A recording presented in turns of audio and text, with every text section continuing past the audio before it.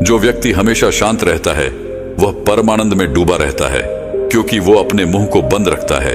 इसलिए आज हम आपको मौन की गहराई में कितना सारा आनंद छुपा हुआ है, ये एक प्रसिद्ध कहानी के माध्यम से बताएंगे। तो चलिए कहानी की शुरुआत करते हैं। दोस्तों, बहुत समय पहले की बात है। एक नगरी में एक गुरुवर जंगलों के बीच अपनी कुटिया बनाकर रहा करते थे। आसपास बहुत ही अच्छा वातावरण था, शांत वातावरण था। वहां जो कोई भी जाता था वह अपना दुख भूल जाता था। उस वातावरण की शांति में मन को एक असीम शांति प्राप्त होती थी, जिससे जो भी कोई वहां अपने दुख लेकर जाता वह उसे भूल जाया करता। एक दिन वह गुरु अपने कुछ शिष्यों को उपदेश दे रहे थे। वह कह रहे थे, हमें अत्यधिक कम बोलना चाहिए। हमारे पास 2 कान और 1 मुंह है। इसका अर्थ यह है कि हम जितना बोलते हैं उसका 2 गुना हमें सुनना चाहिए, और यही प्रकृति भी चाहती है। इसलिए उसने हमें इस रूप में ढाला है।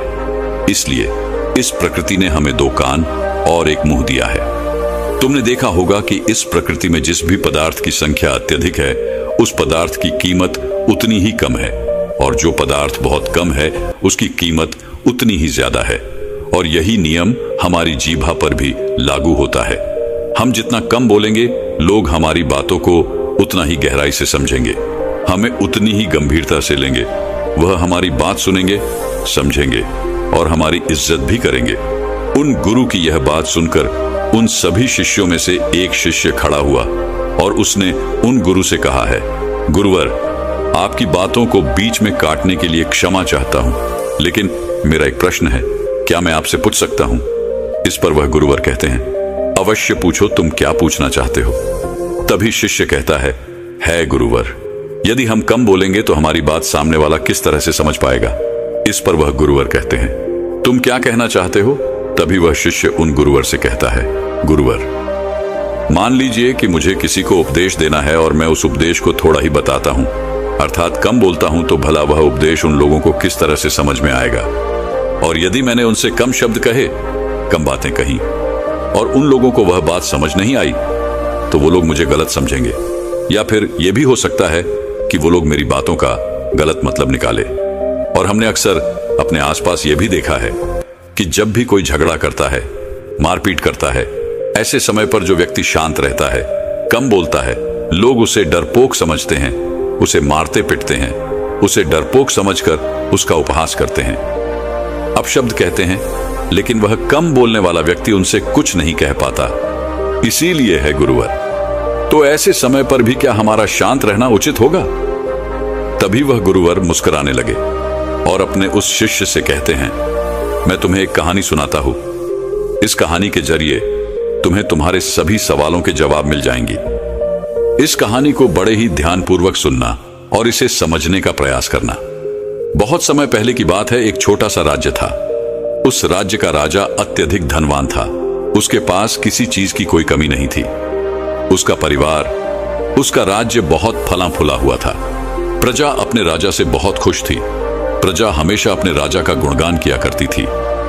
एक दिन वह राजा भरे राज दरबार में यह ऐलान करता है कि जो भी व्यक्ति मेरे मन की बात मुझे साफ और स्पष्ट तौर पर बता देगा, मैं उसे 100 सोने के सिक्के इनाम में दूंगा। राजा ने जो यह ऐलान किया था, यह बात पूरे राज्य में फैल गई। राज्य के हर कोने से बड़े बड़े विद्वान, बड़े बड़े साधु, बड़े बड़े पंडित, बड़े बड़े ज्ञानी सभी राज दरबार में उपस्थित होने लगे। कोई कहता कि है राजन, आप बहुत धनी है, तो कोई कहता आप बहुत विद्वान हैं। कोई उनकी राज्य की प्रशंसा करता, तो कोई उनकी वीरता की गुण गाता। कोई उनकी प्रजा के बारे में कहता, तो कोई उनकी ज्ञान की बातें करता। लेकिन सभी की बातें सुनकर राजा केवल एक ही बात कहता था, नहीं, इनमें से कोई भी बात मेरे मन में नहीं है। इनमें से कोई भी बात मेरे दिल की है ही नहीं। सभी ने बहुत प्रयत्न किए, सभी ने बहुत अच्छी अच्छी बातें उस राजा को बताई, लेकिन राजा हर बार केवल एक ही बात कहता था कि जो भी बातें आप लोगों ने कही हैं, ऐसी कोई भी बात मेरे मन में है ही नहीं। ये बात सुनकर वहां पर उपस्थित सभी लोग बहुत निराश हो चुके थे। किसी को कुछ समझ नहीं आ रहा था कि आखिर राजा के मन में क्या चल रहा है। राजा किस बात से प्रसन्न होंगे और कैसे उन्हें वह 100 सोने के सिक्के प्राप्त होंगे। जहां एक तरफ राज दरबार में बड़े बड़े विद्वान, पंडित साधु उपस्थित थे। वहीं दूसरी तरफ उसी नगर में एक गरीब ब्राह्मण भी रहता था। एक दिन उसकी पत्नी उस ब्राह्मण से कहती है, आप यहां बैठे बैठे क्या कर रहे हो? राज दरबार में जाओ। राजा ने ऐलान किया है कि जो भी उनके मन की बात उन्हें बताएगा, उन्हें वह 100 सोने के सिक्के इनाम में देंगे। यह आवाज सुनने के बाद से बड़े बड़े विद्वान, बड़े बड़े पंडित, बड़े बड़े साधु और बड़े बड़े ज्ञानी राजा के दरबार में उपस्थित हैं और उन्हें तरह तरह की बातें बता रहे हैं। आप भी वहां क्यों नहीं जाते? आप भी वहां जाओ। राजा को उनके मन की बात बताओ ताकि राजा प्रसन्न हो सके और आपको इनाम में 100 सोने के सिक्के दें। अपनी पत्नी की यह बात सुनकर वह ब्राह्मण कहता है, तुम मूर्ख हो क्या? वे लोग राजा के बड़े खास लोग हैं, वो बड़े विद्वान हैं, पंडित हैं, ज्ञानी हैं उनके सामने। भला मैं क्या हूं? वह काम बड़े बड़े पंडितों का है, बड़े बड़े साधुओं का है, जिसने भी इस दुनिया का बहुत सारा ज्ञान अर्जित किया होगा। यह उसी के बस की बात है, मेरे बस की नहीं। वैभव राजा के मन की बात किस तरह समझ सकता हूं? हम गरीब हैं और हमें उस राज दरबार में जाने के लिए भी अनुमति चाहिए, और ऐसे में तुम मुझे उस राज दरबार में भेजना चाहती हो? यदि मैंने उनके मन की बात कह भी दी तो वह भला हमें 100 सोने के मोहरे क्यों देंगे? अपने पति की यह बात सुनकर उसकी पत्नी कहती है, ओहो, मुझे कुछ नहीं पता। आप उस राज दरबार में जाइए और जैसा मैं कहती हूं बिल्कुल वैसा कीजिए। जब आप उस राज दरबार में जाएंगे और राजा जब आपकी तरफ देख रहे होंगे, तब आपको पूर्व दिशा की तरफ अपनी एक उंगली उठा देनी है। और मुझे पता है कि राजा बहुत समझदार है, वह आपकी बात जरूर समझ जाएगा और आपको 100 सोने के सिक्के इनाम में देगा। अपने पत्नी की यह बात सुनकर वह ब्राह्मण जोर से हंस पड़ता है और कहता है, अरे तुम मूर्ख हो गई हो क्या? तुम्हें क्या लगता है एक पूर्व दिशा में मेरी एक उंगली उठाने से राजा मुझे 100 सोने के सिक्के दे देगा और वहां पर जो बड़े बड़े विद्वान, पंडित, साधु और ज्ञानी बैठे हुए हैं, वो लोग चुपचाप केवल नजारा देखते रहेंगे? क्या वह कुछ नहीं कहेंगे?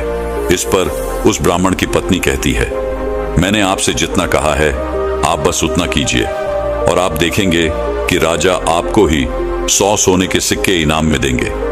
ब्राह्मण की पत्नी जैसे तैसे अपने पति को मना लेती है।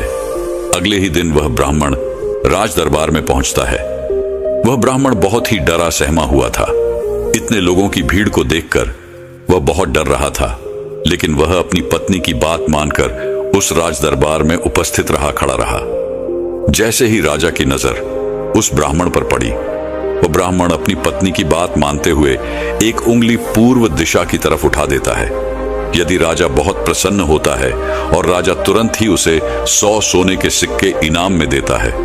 ये सब देख वहां पर उपस्थित बड़े बड़े विद्वान, पंडित, साधु और ज्ञानी सभी लोग आश्चर्यचकित रह गए कि आखिर ऐसा इसने क्या कह दिया जो राजा को बहुत अच्छा लगा।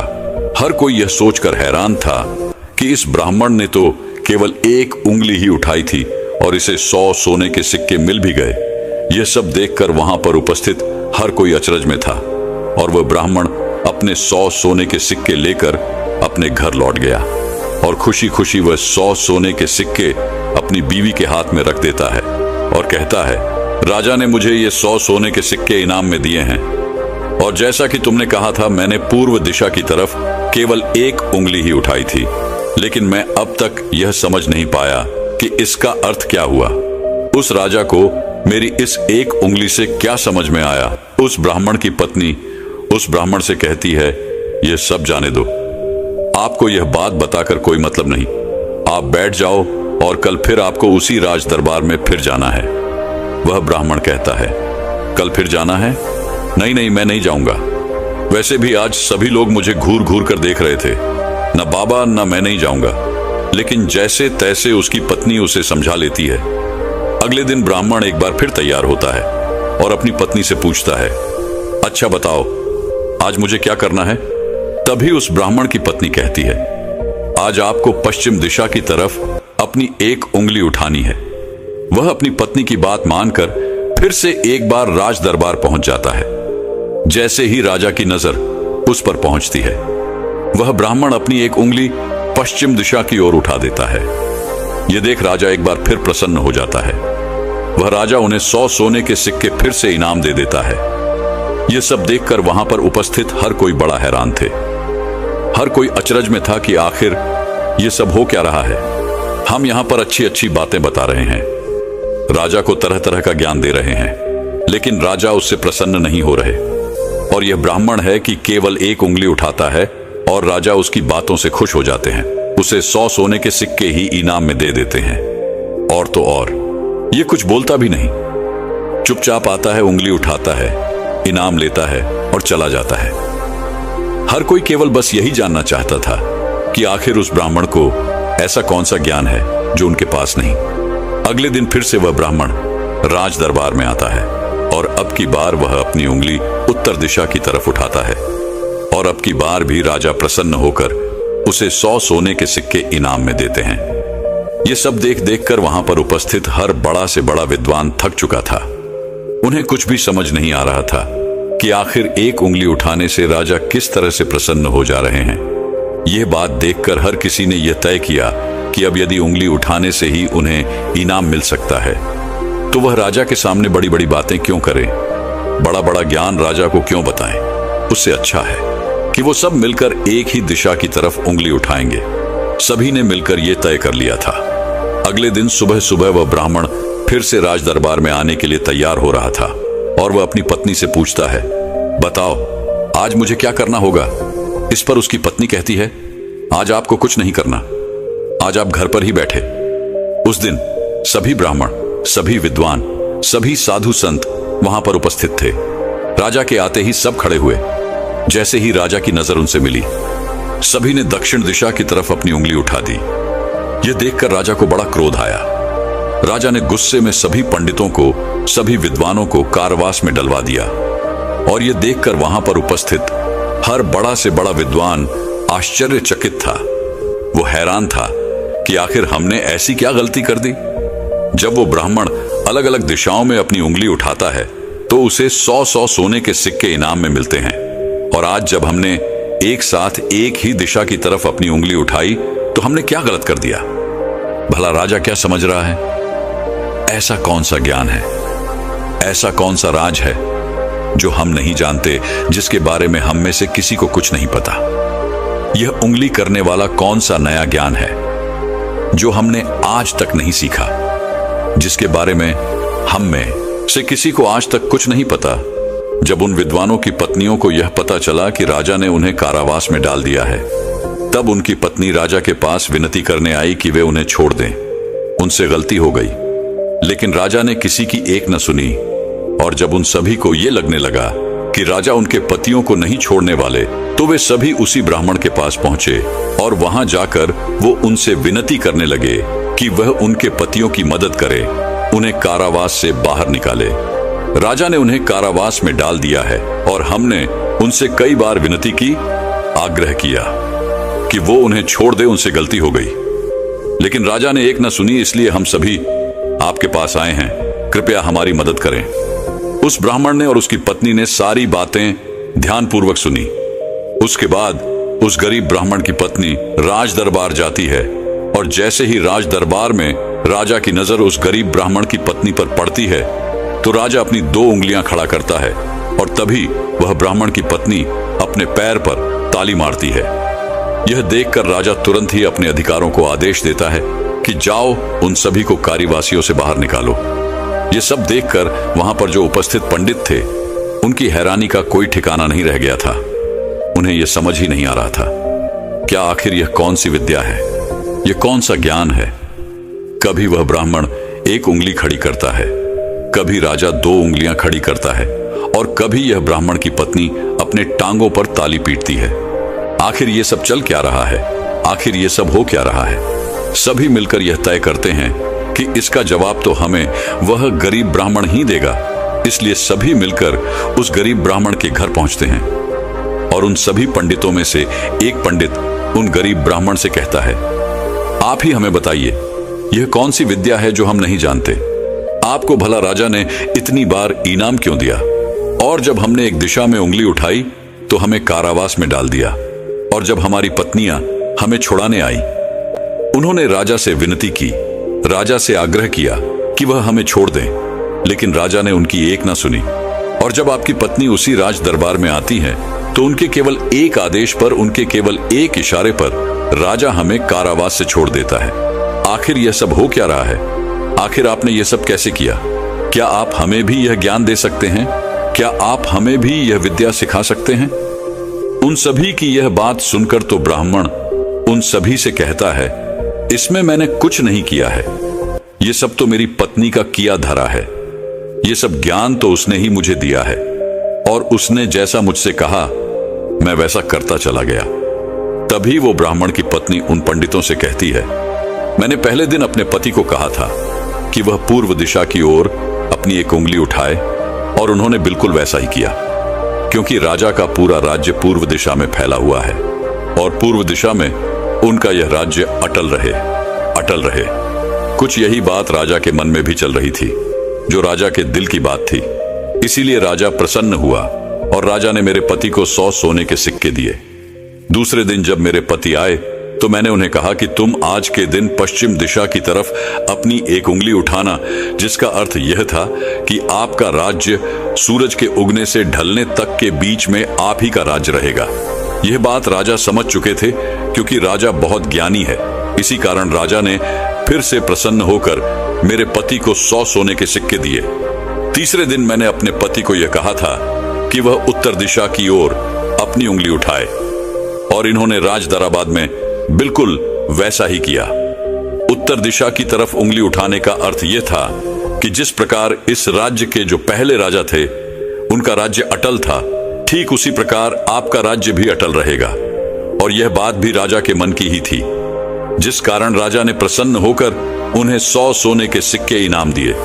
लेकिन चौथे दिन जब मेरे पति तैयार होकर राज दरबार के लिए निकल रहे थे, तब मैंने इन्हें मना कर दिया।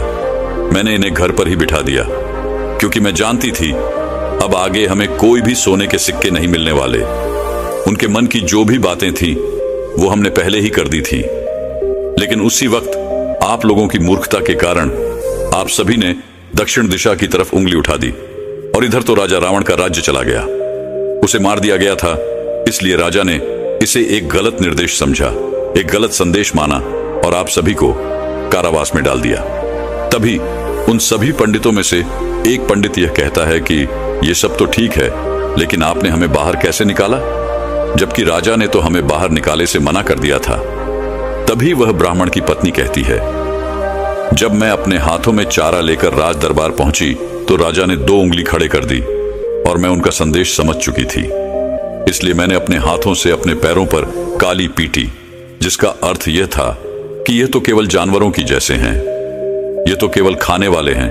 राजा का अर्थ यह था कि जानवर 2 प्रकार के होते हैं, सिंह वाले और बिना सिंह वाले, और मेरे ताली पीटने का अर्थ यह था, ये तो बिना सिंह वाले हैं और इनसे आपको कोई नुकसान नहीं, ये तो केवल खाने वाले जानवरों में से हैं, ये आपको कभी भी नुकसान नहीं पहुंचा सकते। और इसी कारण राजा ने आप सभी को कारावास से बाहर निकाल दिया। इतना कहकर उन गुरु ने अपनी यह कहानी यहीं पर समाप्त कर दी और आगे वह अपने शिष्यों को उपदेश देते हुए कहते हैं कि हम कम से कम शब्दों में भी किसी को बड़ा से बड़ा ज्ञान दे सकते हैं। इससे यह भी साबित होता है कि हम कम से कम शब्द बोलकर अपना ज्ञान किसी को भी समझा सकते हैं। लेकिन यहां पर एक बात और समझने वाली यह है कि जो ज्ञान अर्जित कर रहा है, जिसे हम यह ज्ञान दे रहे हैं, वह अभी उस ज्ञान को समझने वाला होना चाहिए, ज्ञानी होना चाहिए। तभी तो ज्ञान देने का हमारा मकसद पूरा हो सकेगा। अन्यथा हम चाहे कितने भी शब्द बोले, उसे कितना भी समझा ले, उसे कितना भी ज्ञान क्यों ना दे दे, हमारा मकसद कभी पूरा नहीं हो पाएगा, क्योंकि वह हमारी बातें कभी समझ ही नहीं पाएगा। वह तो एक जानवर की तरह होगा जिसे ज्ञान देकर हमारा कोई लाभ नहीं होगा। अज्ञानी को ज्ञान देकर हमें कोई लाभ नहीं। हाँ, यदि आप अज्ञानी को ज्ञान देना ही चाहते हैं तो इसका अर्थ यह नहीं कि आप ज्यादा शब्दों का उपयोग करें। आप बहुत कम शब्दों में भी उसे वह ज्ञान दे सकते हैं। आगे वह गुरुवर अपने सभी शिष्यों से कहते हैं कि हमें अपने जीवन में इन 5 परिस्थितियों में हमेशा चुप रहना चाहिए। जब भी कोई इन 5 परिस्थितियों के समय पर बहुत कम बोलता है या फिर बोलता ही नहीं है, तो ऐसे लोगों को इज्जत दी जाती है, उनका सम्मान किया जाता है, उन्हें एक अलग नजर से देखा जाता है। ऐसे लोगों को लोग ज्ञानी समझते हैं, क्योंकि उन्हें पता है कब और कहां बोलना है और कितना बोलना है। सबसे पहली बात बताते हुए वह गुरुवर कहते हैं कि जब कोई व्यक्ति तुम्हारी भावनाओं को, तुम्हारे शब्दों को नहीं समझ पा रहा, ऐसी परिस्थिति में इंसान का चुप रहना ही उचित है, क्योंकि हम में से अधिकांश से लोग बेवजह ही अपने दुख, अपनी पीड़ाएं, अपनी तकलीफें लोगों के साथ साझा करने की आदत होती है। लेकिन वो यह नहीं जानते कि जिन्हें वो अपनी तकलीफें साझा कर रहे हैं, उन्हें आपकी तकलीफों से कोई मतलब नहीं। वह तो आपकी तकलीफों का फायदा उठाना चाहते हैं। वह तो आपकी तकलीफों को सुनकर मन ही मन में खुश हो रहे हैं, क्योंकि उन्हें अब यह पता चल चुका है कि जितना कुछ वो आपको समझते थे, जितना सुखी वो आपको समझते थे, आप अंदर से उतने सुखी हैं नहीं। आपका सुख चैन लुट चुका है और यह जानकर उन्हें बहुत प्रसन्नता होती है। वह बहुत खुश होते हैं और ऐसे समय पर वह आपका साथ भी छोड़ देते हैं, क्योंकि कोई भी एक दुखी व्यक्ति के साथ रहना पसंद नहीं करता। इसलिए जब भी ऐसी कोई परिस्थिति आए, जब आपको लगे कि मुझे अपनी भावनाओं को, अपने शब्दों को किसी के साथ साझा करना चाहिए, तो ऐसे समय पर आप अपने कुछ करीबी खास परिवार के सदस्य हो या फिर कुछ ऐसे खास मित्रों से अपनी बात साझा कर सकते हैं जिन पर आपको पूरा यकीन हो। और अन्यथा यदि आप किसी और के साथ अपने मन की यह बातें साझा करेंगे तो वो लोग आपको बेवकूफी समझेंगे और ऐसे समय पर आप केवल मजाक के पात्र ही बनेंगे। दूसरी जगह जहां पर हमें चुप रहना चाहिए, जब हमें किसी विशेष मौके के बारे में अधूरी जानकारी हो, किसी विशेष घटना के बारे में जब हम नहीं जानते, जब हमें अधूरा ज्ञान हो, तो ऐसे मौके पर हमेशा चुप रहना चाहिए। हम में से अधिकांश लोगों को यह शौक होता है कि वे अपने ज्ञान का प्रदर्शन करें, लेकिन अधिकांश लोगों को आपने देखा होगा कि उन्हें उस विषय के बारे में अधूरा ज्ञान होता है, जिस कारण वह हर समय लोगों के बीच मजाक का पात्र बनते हैं। लोग उनकी खिल्ली उड़ाते हैं, उनका मजाक बनाते हैं, और ऐसे व्यक्तियों को लोग कभी गंभीरता से नहीं सुनते, उन्हें कभी गंभीरता से नहीं लेते। जो भी बातें हमने इधर उधर से सुनी है, जिनका हमें ज्ञान नहीं है, उन बातों को लेकर हमें कभी भी दूसरों को नहीं समझाना चाहिए, ना ही अपनी बातों को दूसरों से मनवाना चाहिए। आगे गुरुवर अपने शिष्यों को तीसरी बात बताते हुए कहते हैं, जब कोई इंसान किसी दूसरे व्यक्ति की बुराई कर रहा हो, तो ऐसे समय पर तुम्हें चुप रहना चाहिए, क्योंकि ऐसा व्यक्ति कभी किसी का नहीं होता। तुम जिस नकारात्मक बातों का हिस्सा बनने जा रहे हो, वह नकारात्मक बातें तुम्हारे मन में प्रवेश करती चली जाएंगी और धीरे धीरे यह नकारात्मक बातें तुम पर हावी होने लगेंगी और फिर तुम भी उसी की तरह नकारात्मक बातें सुनने लगोगे, सोचने लगोगे और करने लगोगे। इसीलिए कभी भी इन चीजों का हिस्सा न बने, क्योंकि जो व्यक्ति तुम्हारे सामने किसी तीसरे व्यक्ति की बुराई कर रहा है, ऐसा जरूरी नहीं कि वो तुम्हारी बुराई उस तीसरे व्यक्ति के सामने ना कर रहा हो। ऐसे व्यक्ति कभी किसी के नहीं होते, वह पीठ पीछे एक दूसरे की बुराई करते ही रहते हैं। इसलिए जब भी कोई व्यक्ति तुम्हारे सामने किसी तीसरे व्यक्ति की बुराई कर रहा हो, तो तुम्हें उसकी बातें केवल ध्यानपूर्वक सुननी है, लेकिन उस पर कोई भी प्रतिक्रिया नहीं देनी। आगे वह गुरुवर अपने शिष्यों को अगली बात बताते हुए कहते हैं, जब कोई व्यक्ति तुम पर गुस्सा कर रहा हो, तुम पर चिल्ला रहा हो, तुम्हारा अपमान कर रहा हो, तुम्हें अपशब्द कह रहा हो, ऐसे वक्त पर तुम्हें शांत रहना चाहिए, चुप रहना चाहिए, क्योंकि तुम्हारे मौन से बड़ा और कोई हथियार नहीं। तुम चुप रहकर उसके सभी सवालों का जवाब उसे दे सकते हो, और तो और तुम चुप रहकर उसके गुस्से को शांत करने में उसकी मदद भी कर सकते हो, और ऐसा करने से तुम इस परिस्थिति को और बिगड़ने से बचा सकते हो। और देखना, जब गुस्सा करने वाला व्यक्ति शांत होगा, जब उसका गुस्सा शांत हो जाएगा, तो उसे अपनी गलती का एहसास भी होगा और वह तुमसे माफी भी मांगेगा। इसलिए तुम्हें ऐसे जगहों पर चुप रहना चाहिए, किंतु तुम्हें हर जगह पर चुप भी नहीं रहना चाहिए। जब तुम्हें लगे कि कोई व्यक्ति गलत कर रहा हो, तो उसका विरोध कर शांत मत रखो, क्योंकि यदि तुम ऐसी परिस्थिति में चुप रहोगे तो वह तुम्हें कमजोर समझेगा, तुम्हें डरपोक समझेगा और तुम्हारे इस कमजोरी का फायदा भी उठाएगा। गुस्से का ये जो तरीका है, ये केवल अपनों के साथ ही अच्छा है, जैसे तुम्हारा परिवार, सगे संबंधी, तुम्हारे खास मित्र, लेकिन हर इंसान के सामने तुम्हें ऐसे नहीं रहना। यदि तुम्हारे साथ कोई गलत कर रहा हो, तो इसका जवाब तुम्हें उसे अवश्य देना चाहिए। आगे वह गुरुवर अपने शिष्यों को पांचवी बात बताते हुए कहते हैं कि जब कोई व्यक्ति अपने मन की बात, कोई घटना या कोई दुख भरी बातें तुम्हारे साथ साझा कर रहा हो, तो ऐसी स्थिति में हमें चुप रहकर ध्यानपूर्वक उसकी सारी बातें सुननी चाहिए। आपने तो देखा ही होगा, जब हम अपनी परेशानी किसी के साथ साझा कर रहे होते हैं, उसी वक्त हमारा कोई ऐसा मित्र या फिर कोई ऐसा सगा संबंधी अवश्य होता है जो हमारी बात पूरी करने से पहले हमें समाधान देना शुरू कर देता है। और जब कोई ऐसा करता है तो हमारे मन में क्रोध उत्पन्न होता है। हम उस व्यक्ति से बात तक करना पसंद नहीं करते, जबकि ऐसी परिस्थिति में हमें शांत रहना चाहिए, क्योंकि सामने वाला हमसे यही उम्मीद करता है। हम शांत रहकर उसकी सारी बातें ध्यानपूर्वक सुने, जिससे जब वह अपनी बात पूरी करे तो उसे शांति का अनुभव हो। और जब हम ऐसा करते हैं तो उसके मन में हमारे लिए और भी इज्जत बढ़ जाती है। वह यह जान पाता है कि कोई तो है जो हमारी बातें सुनता है, हमें समझता है, जिससे वह तुम्हारी और भी इज्जत करता है, वह तुम्हारा और भी सम्मान करने लगता है। इसलिए ऐसी परिस्थितियों में हमें चुप रहना चाहिए। इतना कहकर वह गुरुवर आगे कहते हैं कि इन 5 स्थितियों को हमेशा याद रखना, और यहाँ पर इंसान को हमेशा कम ही बोलना चाहिए, क्योंकि इंसान एक दुकान की तरह है और दुकान का ताला है हमारी जीभा। और जब इस ताले से हमारी दुकान खुलती है, अर्थात हमारे अंदर की बातें जब बाहर आती हैं, तभी पता चलता है कि यह इंसान अंदर से कोयले का है या फिर सोने का। इसीलिए कम बोलें, लेकिन अपने शब्दों की कीमत बढ़ा दें। और यह तभी होगा जब आप हर परिस्थितियों में सोच समझकर बोलेंगे, कम बोलेंगे और उचित बोलेंगे। तो चलिए दर्शकों, अब हर व्यक्ति का कर्म कैसे वापस लौट के आता है, इस विषय पर एक अद्भुत अगली कहानी की शुरुआत करते हैं। दोस्तों, कहा जाता है कि कर्म किसी मनुष्य का मोहताज नहीं होता, बल्कि हम मनुष्य कर्मों के मोहताज अवश्य होते हैं, क्योंकि कर्म सर्वोपरि है, सर्वश्रेष्ठ है। और यदि कोई मनुष्य ये सोचता है कि वो कोई कर्म नहीं करता, तो ये उसकी सबसे बड़ी भूल है, क्योंकि बिना कर्म के कोई भी मनुष्य एक पल के लिए भी जीवित नहीं रह सकता।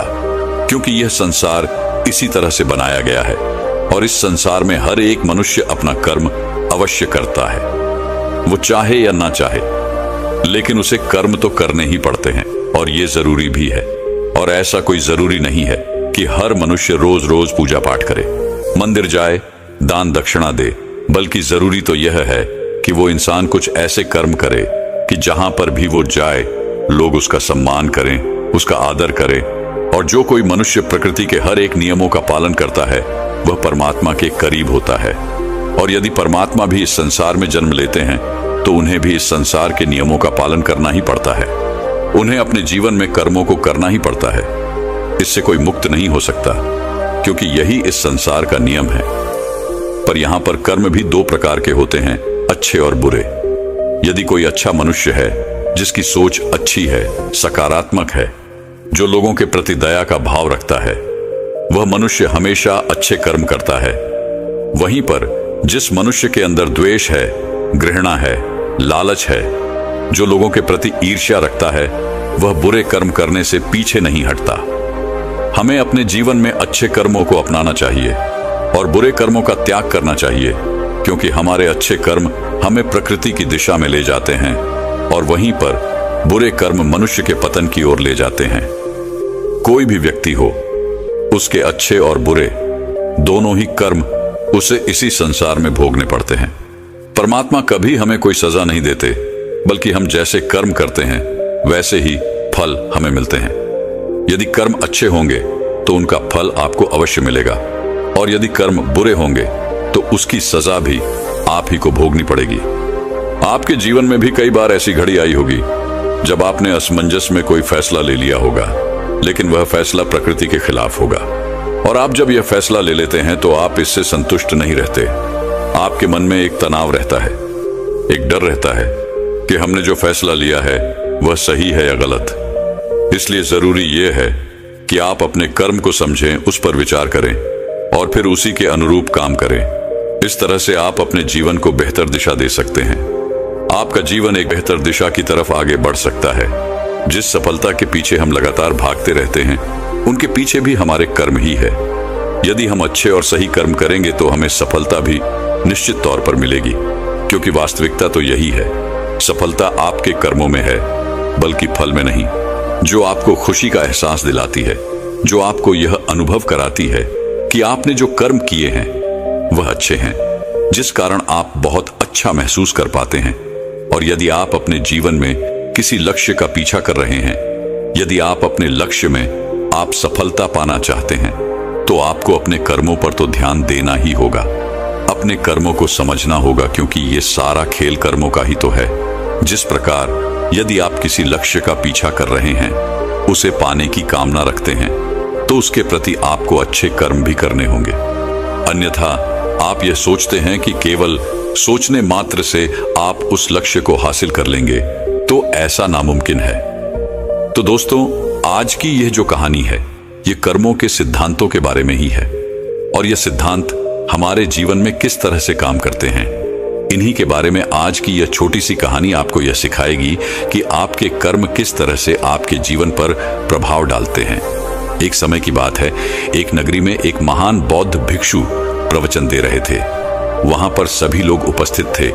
जैसे ही प्रवचन समाप्त हुआ, उन प्रवचन सुनने वालों में से एक व्यक्ति ने उन बौद्ध भिक्षु से कहा, है गुरुवर, मेरे मन में एक प्रश्न है, यदि आपकी आज्ञा हो तो मैं आपसे पूछना चाहता हूं। इस पर वह बौद्ध भिक्षु उस व्यक्ति से कहते हैं, हाँ जरूर पूछिए, आपका क्या प्रश्न है। इस पर वह व्यक्ति उन बौद्ध भिक्षु से कहता है गुरुवर, मैं अपने जीवन में सभी कार्य करता हूं, मैं कभी किसी का बुरा नहीं सोचता, बुरा नहीं करता, फिर भला मेरे साथ बुरा क्यों होता है? मैंने तो किसी का बुरा नहीं किया, मैं हमेशा अच्छे कर्म करने की तलाश में रहता हूं, मैं हमेशा अच्छे कर्म करता हूं, फिर भला मेरे साथ ऐसा क्यों होता है? मुझे हमेशा दुख क्यों झेलना पड़ता है? जब मैं कुछ बुरा करता ही नहीं हूं, तो फिर भला मेरे ऊपर दोष क्यों मार दिया जाता है? क्या आप मुझे यह बता सकते हैं कि मेरे कर्म सही हैं या गलत? क्या आप मुझे कर्मों के बारे में स्पष्ट तौर पर समझा सकते हैं? क्या आप मुझे कर्मों के उन सिद्धांतों के बारे में बता सकते हैं जिसकी मदद से मैं अपने कर्मों को और सुधार सकूं? मैं यहां पर यह जानने आया हूं कि मेरे इतने अच्छे कर्म करने के बाद भी मुझे दुख क्यों मिलता है, मुझे हमेशा तकलीफें क्यों उठानी पड़ती हैं। और मैंने तो यह भी देखा है कि जो मनुष्य दूसरे को तकलीफ देता है, दूसरों के प्रति मन में ईर्ष्या रखता है, वह हमेशा खुश रहता है, उसके साथ हमेशा अच्छा होता है। ऐसा क्यों? उस व्यक्ति की सारी बात उन बौद्ध भिक्षु ने बड़े ही ध्यानपूर्वक सुनी, और उसके बाद उन्होंने उस व्यक्ति से कहा, अच्छा, तुम्हें ऐसा क्यों लगता है कि तुम अच्छे कर्म कर रहे हो, और जो तुमने अच्छे कर्म किए हैं उसका फल भी तुम्हें नहीं मिला?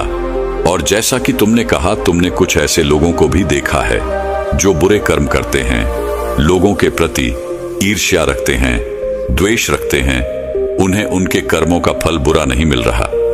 इस पर वह व्यक्ति कहता है गुरुवर, मैंने कभी किसी का बुरा नहीं चाहा, न ही किसी का बुरा किया है, तो ये मेरे अच्छे कर्म ही तो किए हैं। इस पर वह बौद्ध भिक्षु मुस्कुराने लगे और उस व्यक्ति से कहते हैं, आज मैं तुम्हें कुछ ऐसे सिद्धांत बताने वाला हूं जिनके बारे में तुम्हें जानना आवश्यक है।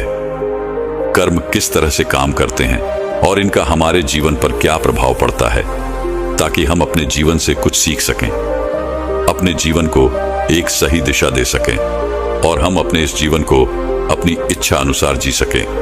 क्योंकि आप में से कईयों ने यह सुना होगा कि हमारे कर्म ही हमारा भाग्य है। इसलिए मैं आपको यह समझाना चाहता हूं कि हमारे कर्म कोई पत्थर की लकीर नहीं जिन्हें बदला नहीं जा सकता, बल्कि हम अपने जीवन को उन विचारों से, उन कार्यों से बदल सकते हैं जिन्हें हम अभी चुनते हैं। क्योंकि इस संसार में ऐसा कोई मनुष्य नहीं है जो बिना कर्म किए जीवित रह सके, क्योंकि हम में से हर एक व्यक्ति अपने जीवन में कर्म करता ही है, और हमारे द्वारा सुबह से लेकर रात तक होने वाली शारीरिक और मानसिक कार्य जो हमारे ऊपर असर डालते हैं, ये सब हमारे कर्म ही है। यह कर्म केवल वह नहीं जो हम बाहरी तौर पर करते हैं या फिर बाहरी तौर पर हमें दिखाई पड़ता है, बल्कि हमारे कहे गए शब्द, हमारे विचार, हमारे भाव, यह भी कर्म ही है। कोई भी ऐसा कर्म जिसका होने का कारण हम हैं, वह हमारे कर्म ही होते हैं। जैसे हमारा बैठना, उठना, चलना, पीना, खाना, सोचना, विचार करना, हमारे मन में उत्पन्न होने वाले भाव भी, यह सारे कर्म ही हैं। सबसे पहले तो तुम्हें यह समझने की आवश्यकता है कि इस ब्रह्मांड में जो भी ऊर्जा है उसका एक रूप है जिसमें हमारे विचार और भावनाएं भी शामिल हैं, जो निरंतर चलता रहता है। और फिर जब हम अपने विचार, अपनी भावनाओं को इस ब्रह्मांड की ओर छोड़ते हैं, चाहे वह अच्छे हों या बुरे, वह ऊर्जा कभी नष्ट नहीं होती, बल्कि यह तो किसी न किसी रूप में हमारे पास वापस लौट कर आती है। और यदि यह ऊर्जा सकारात्मक होगी तो इसका परिणाम आपको सकारात्मक मिलेगा, और वहीं पर यदि यह ऊर्जा नकारात्मक होगी तो इसका परिणाम आपको नकारात्मक ही मिलेगा।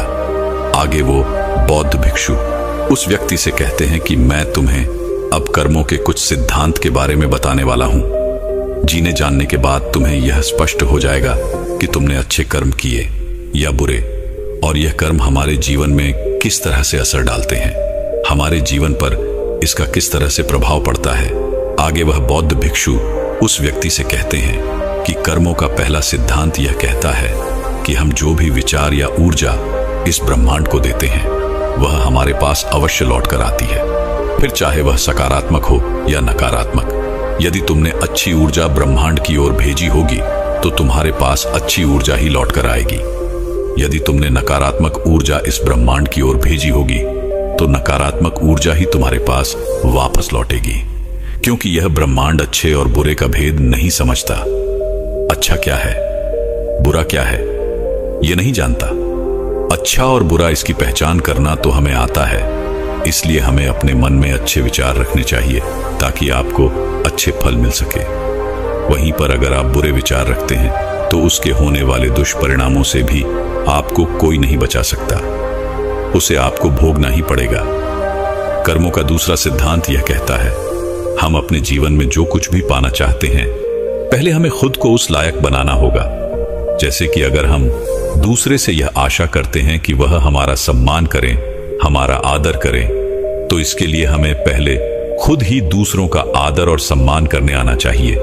या फिर इसे यूं भी कह सकते हैं कि पहले आपको उस काबिल बनना होगा ताकि वह लोग आपका सम्मान कर सकें, आपका आदर कर सकें। जिस प्रकार यदि आप नियम के बीज बोते हैं तो आपको आम का फल कभी नहीं मिल सकता, ठीक उसी प्रकार जो आप बीज बोएंगे आपको फल भी वैसे ही मिलेंगे। इसलिए सदैव अच्छे कर्म करने के बारे में सोचे, अच्छा कर्म करें और अच्छी वाणी बोले।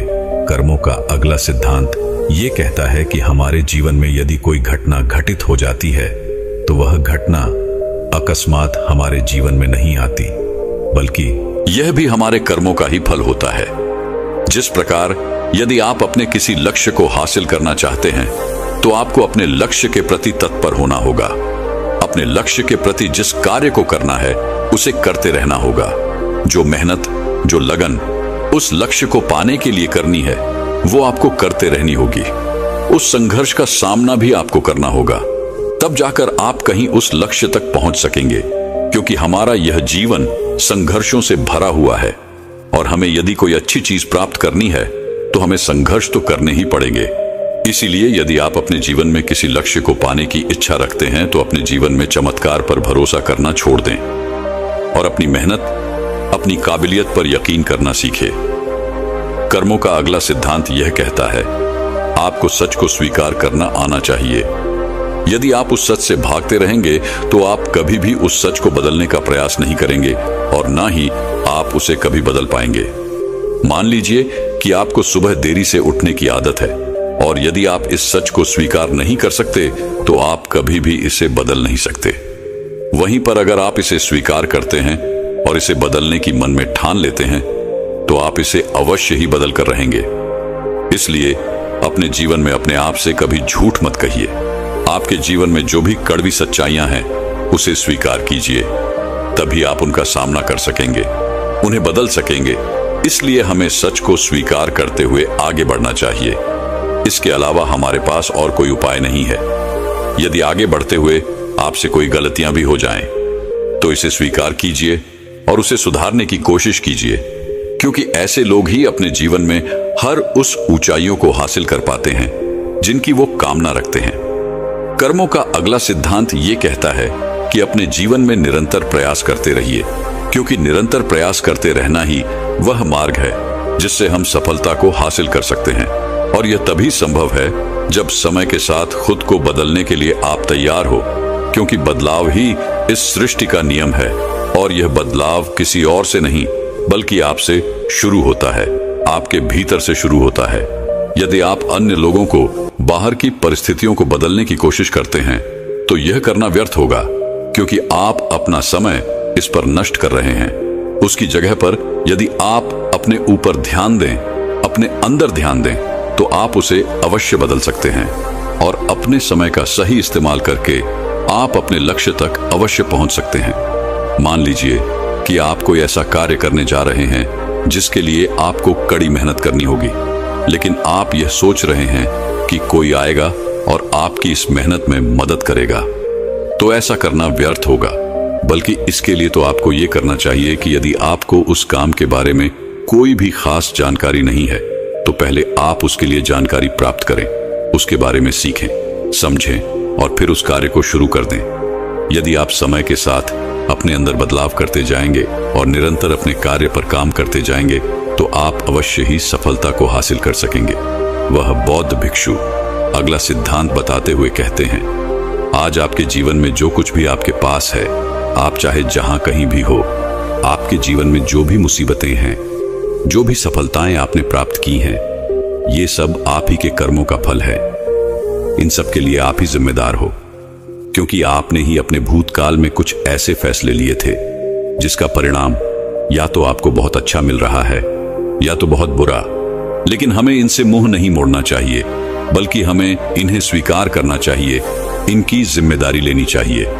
अगर हम ऐसा नहीं करते और किसी अन्य व्यक्ति या फिर किसी परिस्थिति को हम इसका दोष मढ़ते हैं, जिम्मेदार मानते हैं, तो ये करना बिल्कुल सही नहीं होगा, क्योंकि ये हमें आने वाली और भी बड़ी मुसीबतों में फंसा सकता है और फिर हम कभी भी इस समस्या का समाधान नहीं कर पाएंगे।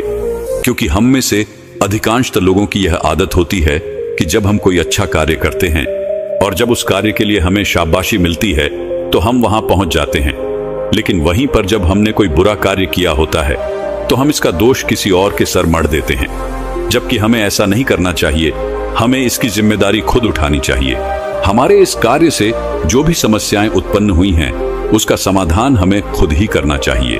वह बौद्ध भिक्षु अगला सिद्धांत बताते हुए कहते हैं कि आज हमारा जो जीवन है, इसमें जुड़ा हुआ हमारा वर्तमान, हमारा भविष्य और हमारा आज है, और ये सब कुछ हमसे जुड़ा हुआ है। जैसे कि यदि आपने अपनी अतीत में कोई ऐसी चीज सीखी थी जो आज आपके काम आ रही है, तो हो सकता है कि आप आज भी कुछ ऐसा सीख रहे हों जो आपका आने वाला भविष्य बना सकती है। इसलिए हमें सीखने से कभी पीछे नहीं हटना चाहिए। हमें अपने जीवन में लगातार सीखते रहना चाहिए, क्योंकि ये हमारे जीवन में कभी भी काम आ सकता है। इसलिए कभी भी इससे पीछे नहीं हटना चाहिए। ये सब हमसे जुड़ा हुआ है। हमारा वर्तमान, अतीत और भविष्य सब एक साथ जुड़े हुए हैं। कर्मों का अगला सिद्धांत ये कहता है कि हमें यदि किसी लक्ष्य को पाना है तो हमें केवल एक चीज पर अपना ध्यान केंद्रित करना चाहिए, न कि कई सारी चीजों पर।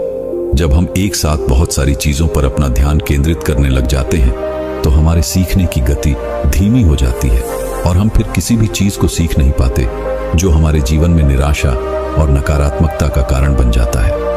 यदि मान लीजिए कि आप एक अध्यापक बनना चाहते हैं, तो अध्यापक बनने के लिए आपको अपना पूरा ध्यान केवल अध्यापिका की पढ़ाई पर लगाना चाहिए, न कि बहुत सारी अन्य चीजों पर। यदि आप पूर्ण रूप से केवल अध्यापिका की पढ़ाई पर ध्यान देते हैं तो आप अवश्य ही अध्यापक बन जाएंगे। और यदि आप उस समय पर अन्य सारी चीजों पर ध्यान देते हैं तो आपका ध्यान भटक जाएगा। ना तो आप अच्छी तरह से पढ़ाई कर सकेंगे और ना ही अपने लक्ष्य को प्राप्त कर सकेंगे, जिस कारण आपके जीवन में केवल निराशा और नकारात्मकता ही बचेगी और फिर आप कभी भी अपने लक्ष्य तक नहीं पहुंच सकोगे। कर्मों का अगला सिद्धांत ये कहता है कि जीवन में खुश रहो। अतीत के लिए पछताना बंद कर दो, भविष्य के लिए सोचना बंद कर दो और आज से और अभी से आप अपने वर्तमान पर ध्यान दो, क्योंकि अतीत तो बीत चुका है, उसे बदला नहीं जा सकता और भविष्य की चिंता में रहने से हमारा आज खराब हो जाता है। हम अपने आज पर ध्यान नहीं दे पाते और यदि आपको अपने भविष्य में कुछ हासिल करना ही है, किसी लक्ष्य को पाना ही है, तो उसके लिए आपको आज ही मेहनत करनी होगी। इसलिए अपने वर्तमान पर ध्यान दीजिए। यदि आप आज मेहनत नहीं करते हैं, आज वो चीजें नहीं सीखते हैं, तो आप अपने भविष्य में उन चीजों तक कभी नहीं पहुंच सकेंगे जिसकी आप कामना करते हैं, जिसके लिए आपने दिन रात मेहनत करने की सोची है। हमें अपने अतीत में की हुई गलतियों से सीखना चाहिए, ना कि उन्हें लेकर रोते रहना चाहिए। कर्मों का अगला सिद्धांत यह कहता है कि हमारा इतिहास तब तक दोहराता रहता है जब तक हम कुछ सीखकर आगे बढ़ने का रास्ता नहीं ढूंढ लेते।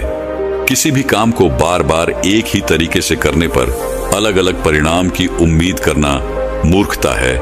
इसलिए हमें अपने जीवन में सीखते रहना आवश्यक है, फिर वो चाहे अपनी गलतियों से ही क्यों ना हो, फिर वह चाहे किसी और की गलतियों से ही क्यों ना हो, लेकिन सीखना आवश्यक है। अपने जीवन में बदलाव लाना आवश्यक है, अन्य रास्तों की खोज करना आवश्यक है। मान लीजिए कि आप किसी ऐसे रास्ते पर चलना चाहते हैं जहां पर कई सारे कांटे हैं, और आपके पास जो ज्ञान है वो यही कहता है कि आपको इसी रास्ते से आगे बढ़कर जाना होगा। तो आप जब भी उस रास्ते से आगे बढ़ेंगे तो आपके पैरों में कांटे तो अवश्य चुभेंगे, जिससे आपको तकलीफ भी होगी और आप उस रास्ते पर चलने से डरेंगे भी, और उसका परिणाम भी आपको कुछ खास नहीं मिलेगा। लेकिन यहीं पर आप यदि अपनी इस गलती से सीख लें तो आप ये समझ सकते हैं कि आप कोई और रास्ता ढूंढ सकते हैं अपने उस मंजिल तक पहुंचने के लिए जहां पर कांटे ना हो, और वह रास्ता भी आपके लिए सही हो। क्योंकि एक ही गलती बार बार दोहराना आपको कभी भी अपने लक्ष्य तक पहुंचने नहीं देगा। इसलिए अपने रास्तों को बदलकर देखना भी जरूरी है। अपनी गलतियों से सीखना और उन्हें सुधारना भी बहुत जरूरी है। आखिरी सिद्धांत यह कहता है, हमारे जीवन में होने वाले बड़े बदलाव, इनके लिए थोड़ा समय लगता है। इसलिए जीवन में बड़ी सफलता लगातार प्रयास करते और लंबे समय तक धैर्य रखने से मिलती है। इसलिए यदि हम अपने जीवन में लंबे समय तक चलने वाले परिणाम चाहते हैं तो हमें धैर्य रखना भी आवश्यक है। यदि हम जल्दबाजी में ये सारे कार्य करें तो आगे चलकर हमें इसके परिणाम उतने अच्छे नहीं मिल पाते, और अगर हम धैर्य से कोई सही फैसला लेते हैं तो उसके परिणाम भी हमें लंबे समय तक और अच्छे मिलते हैं। जिस प्रकार यदि आप किसी आम का पेड़ लगाते हैं तो पेड़ लगाने के कुछ दिनों बाद ही वह बड़ा नहीं हो जाता और ना ही उसमें कोई फल मिलते हैं। यदि आपको आम के यानी कि उस फल की प्राप्ति करनी है तो उस पेड़ को बड़ा होने तक का समय आपको देना पड़ेगा, यानी कि धैर्य तो आपको रखना ही पड़ेगा। और यदि आपके पास धैर्य नहीं है तो आप उस पेड़ को नष्ट कर देंगे, जिससे आपको ना तो वो फल मिलेगा और ना ही वो परिणाम।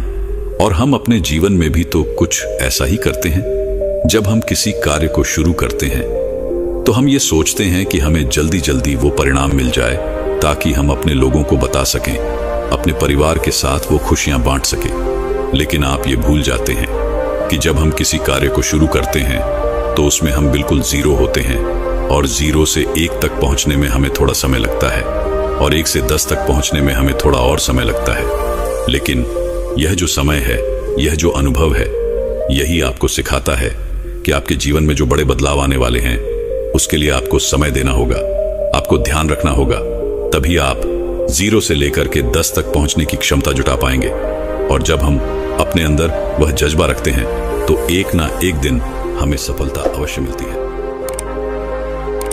तो दोस्तों, कैसी लगी आपको ये वीडियो? अपने सुझाव हमें कमेंट बॉक्स में दीजिए और हमारे चैनल ट्रू लाइन को लाइक और सब्सक्राइब कर लीजिए। तो मिलते हैं एक और नई वीडियो में। धन्यवाद।